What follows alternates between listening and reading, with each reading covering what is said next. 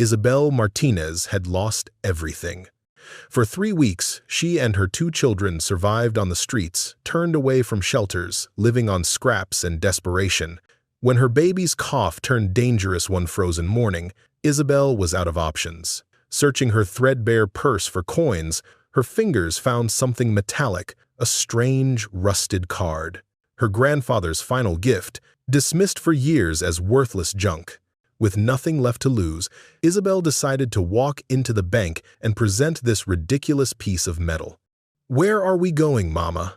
8-year-old Sophie whispered. Isabel stared at the card. "To find out what your bisabuelo left us."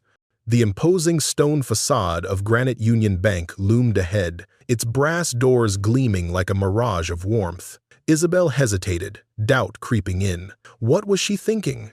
They'd never let someone like her pass the entrance.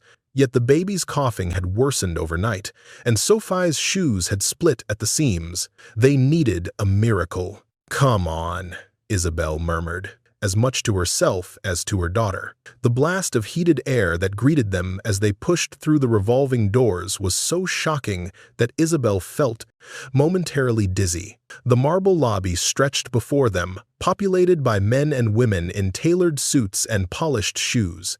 Isabel became acutely aware of her appearance, the unmistakable weariness of homelessness etched into her face. Security noticed them immediately. "Ma'am," a uniformed guard, approached, his expression a practiced blend of authority and caution. His nameplate read, "Terry, can I help you?"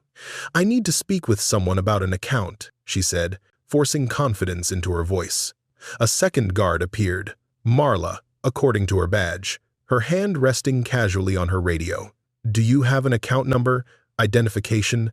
"I have this," Isabel said, extracting the metal card from her pocket. It was unlike any modern bank card, rectangular but slightly larger, made of what appeared to be copper or bronze, now oxidized to a mottled green-brown. Strange symbols and numbers were etched into its surface. Terry examined it with visible skepticism. "This isn't one of our cards. My grandfather gave it to me," Isabel explained. "Hugo Reyes. He said if things ever got too bad." "Ma'am, this isn't a shelter," Marla interrupted. "There's a community center 3 blocks east that opens at noon." "Please," Isabel cut in. "Just check, Hugo Reyes. Please." Something in her tone, perhaps the raw blend of dignity and despair, made Terry hesitate. He exchanged a glance with Marla. "Wait here," he finally said.